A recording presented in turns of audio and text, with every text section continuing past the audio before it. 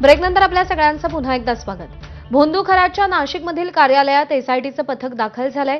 Digital पुरावे गोळा करण्याचं काम सुरू आहे। फॉरेन्सिकची टीमही खरातच्या कार्यालयात दाखल झालेली आहे आणि आता आणखी काही पुरावे गोळा करण्याचं काम सुरू झालेलं आहे।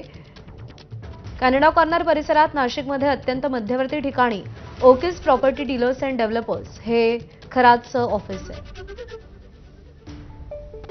भोंदू अशोक खरातचं जे कार्यालय आहे नाशिकमधलं ते ओकस हे कार्यालय आहे आणि या कार्यालयामध्ये आपण जर बघितलं तर एसआयटीचे पथक या ठिकाणी दाखल झालेलं आहे। त्यासोबत फॉरेन्सिक लॅबचे देखील पथक या ठिकाणी दाखल झालेलं आहे। या सगळ्या कार्यालयामध्ये आता या ठिकाणी तपास सुरू आहे, चौकशी आजूबाजूच्या परिसरामध्ये केली जाते आहे। या पथकाच्या माध्यमातून खरं तर अशोक खरातने याच कार्यालयामध्ये जे कारनामे केलेले होते त्याचा पुरावे या ठिकाणी गोळा केले जात आहे। आणि आपण जर बघितलं तर या ठिकाणी या एसआयटीच्या पथकाच्या माध्यमातून या सगळ्या कार्यालयाची तपासणी केली जाते आहे। आतमध्ये कोणालाही प्रवेश दिला जात नाहीये।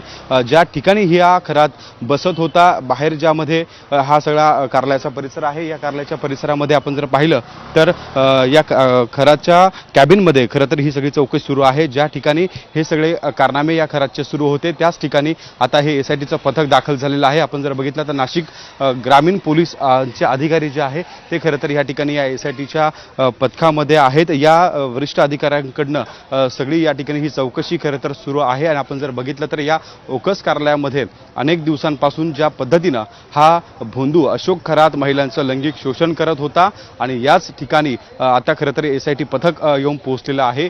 चौकशी सुरू आहे। ज्या ठिकाणी काही व्हिडिओ मिळालेले होते, लॅपटॉप मिळाले होते, काही तांत्रिक पुरावे खरं तर एसआयटीच्या हाती लागलेले होते, त्याचा अधिकचा जो पुढचा तपास आहे ते आता या ठिकाणी सुरू झालेला आहे। खरं तर अशोक खरात याची एसआयटी कडनं कसून चौकशी सुरू आहे। ज्या पीडित महिला समोर आलेल्या होत्या, या पीडित महिलांनी ज्यावेळी तक्रार दिली त्या तक्रारीमध्ये जे मुद्दे मांडलेले होते त्याच अनुषंगाने खरं तर हा तपास सुरू असल्याचं बोललं जाते। त्यामुळे एकूण जर पाहिलं तर या ओकस कार्यालयाच्या परिसरामध्ये आता आजूबाजूचा सगळा परिसर हा खरं तर पोलिसांनी सील केलेला आहे। आपण जर बघितलं तर या कार्यालयाच्या आजूबाजूच्या परिसरामध्ये पोलीस बंदोबस्त देखील लावण्यात आलेला आहे।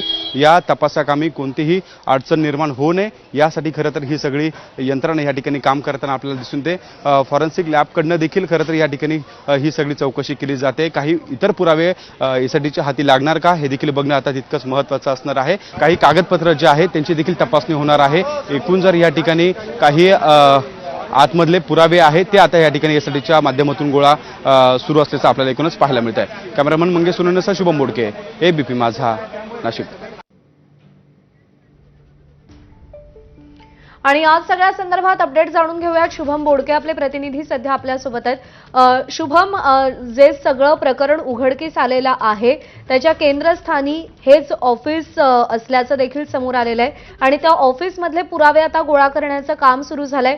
कोण कोण इथे पोहोचलंय, काय काय हाती लागलंय?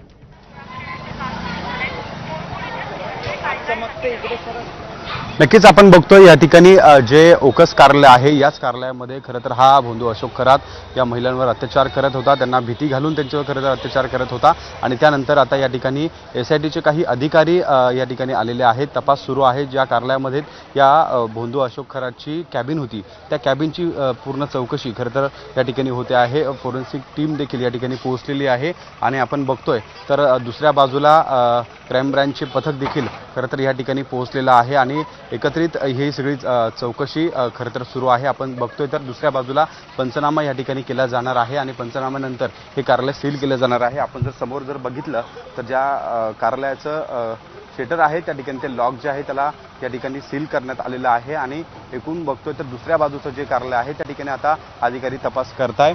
या कार्यालयामध्ये ज्या पद्धतीने या महिलांवर अत्याचार करण्यात आलेले होते त्या ठिकाणी फॉरेन्सिक टीमच्या माध्यमातून काही पुरावे मिळत आहे का याचा तपास खरं तर एसआयटीचे पथक करत आहे। त्यामुळे या कार्यालयामध्ये अनेक पुरावे खरं तर या भोंदू अशोक खरातने ज्यावेळी हे सगळे पीडितांवर अत्याचार केलेले होते त्या दरम्यानचे काही पुरावे आहेत ते खरं तर या एसआयटीच्या हाती लागणार आहे। आपण बघतोय या ठिकाणी जवळपास अर्धा तासापेक्षा जास्त वेळ उलटून गेलाय, तेव्हापासून खरं तर ही सगळी टीम तपास करते आहे।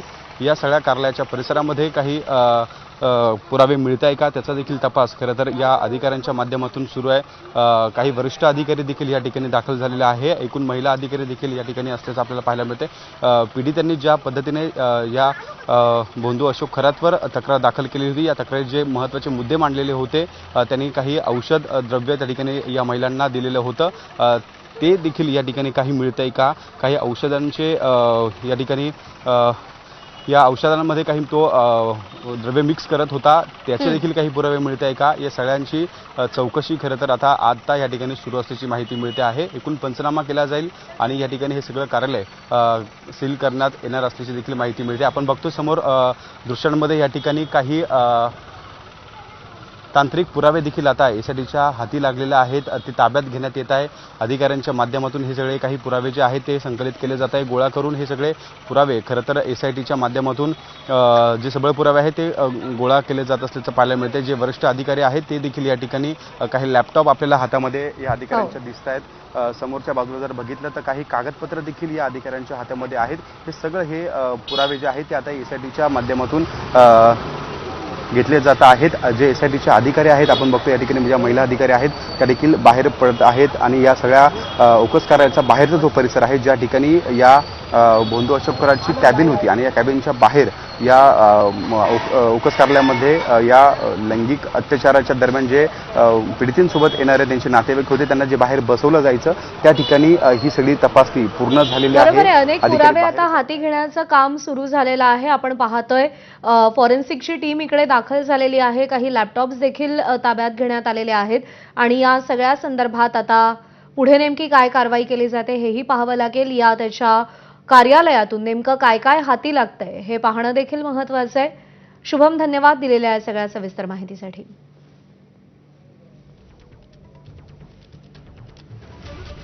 तर ही दृश्य सध्या आपण पाहतोय की कॅनडा कॉर्नर परिसरामध्ये जे अशोक खरात याचं कार्यालय होतं, ओकस प्रॉपर्टी डेव्हलपर्स नावाचं, तिथे आता एसआयटीची टीम, फॉरेन्सिक टीम दाखल झालेली आहे आणि संपूर्ण प्रकरणाचा आता तिकडे तपास केला जातोय. काही पुरावे हाती घेतले जात आहेत.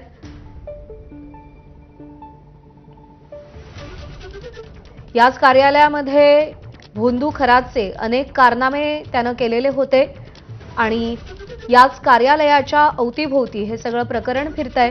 त्याच्यामुळे हे कार्यालय अत्यंत महत्त्वाचं आहे. इथले पुरावे, इथल्या वस्तू ताब्यात घेणं अत्यंत महत्त्वाचं आहे आणि त्यासाठी एसआयटी आणि फॉरेन्सिक टीम इकडे दाखल झालेली आहे.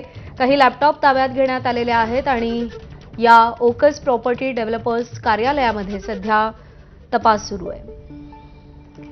मुकुल कुलकर्णी आपल्याला अधिक अपडेट देतील. मुकुल, फॉरेन्सिकची टीम, एसआयटीची टीम तिकडे पोहोचलेली आहे आणि आता पुरावे हाती घेण्याचं काम सुरू झालंय. काय अपडेट्स आहेत? बरोबर आहे. गेल्या 8 दिवसापासून एसआयटीच्या माध्यमातून देखील ह्या संपूर्ण प्रकरणाचा तपास हा सुरू होता आणि कालच क्राईम ब्रँचकडनं सगळ्या गुन्ह्यांचा तपास आता एसआयटीने आपल्या ताब्यामध्ये घेतलेला आहे. त्यामुळे कालपासूनच एसआयटी अधिक सक्रिय झालेली आहे. नाशिकमधले त्याचं जे मुख्य कार्यालय होतं त्या मुख्य कार्यालयामधनं आता अनेक कागदपत्र, संशयास्पद कागदपत्र आणि इतर त्याचं साहित्य हे सगळं जप्त करण्यात आलेलं आहे. आता यावर पुढचा तपास हा अवलंबून असणार आहे. कालच एसआयटीच्या टीमने क्राईम ब्रँचकडनं इतर जे पुराव्यामधले डीव्हीआर असतील, सीसीटीव्ही असतील किंवा लॅपटॉप असतील हे देखील कालच ताब्यात घेतलेले होते. त्यामुळे हा तपासाचा पुढचा भाग म्हणून या संपूर्ण घटनाक्रमाकडे बघितला जात आहे. 2 ते 3 पातळींवर आता पोलिसांचा तपास हा सुरू झालेला आहे. एका बाजूला त्याच्या जे वेगवेगळे ठिकाणं आहेत जिथे तो असायचा त्या ठिकाणांची पाहणी केली जात आहे, तिथून कागदपत्रांची तपासणी केली जाते. त्याचबरोबर फिर्यादींकडनं आणि याच्याकडनं आणखी काय माहिती मिळते त्याबाबत देखील तपास सुरू आहे. बरोबर आहे. या कार्यालयातल्या गोष्टी या सगळ्या प्रकरणातल्या तपासामध्ये अत्यंत महत्त्वाच्या आहेत. मुकुल, धन्यवाद दिलेल्या या सगळ्या सविस्तर माहितीसाठी. आणि या बातमीसह बुलेटिनमध्ये आता वेळ झाली आहे इथेच थांबण्याची. पुढचे अपडेट्स यामिनीसोबत पाहत रहा एबीपी माझा.